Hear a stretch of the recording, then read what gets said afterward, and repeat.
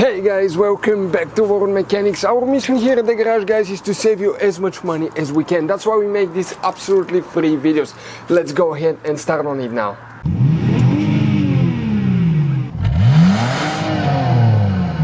Today we're going to show you how to replace the cabin air filter on a Volkswagen.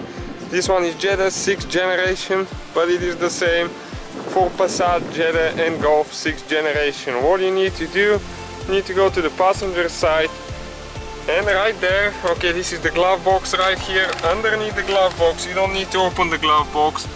There is two plastic screws that we need to remove with a flat head screwdriver.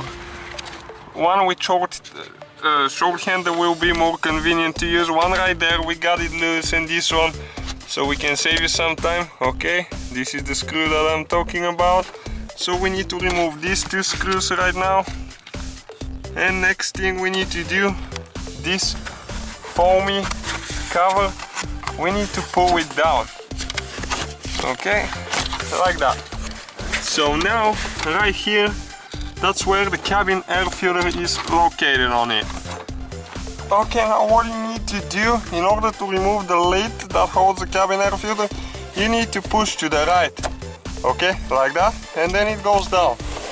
And that's where the cabin air filter is located, and you just pull it out like that. You have to be very careful.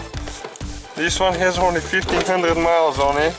We just want to see if it's bad at all here at the detail shop and clean it for our customer. Okay, right there. As you can see, this thing is still like brand new. It has a little bit of stuff, so we'll just vacuum it and put it back together the same way we took it apart.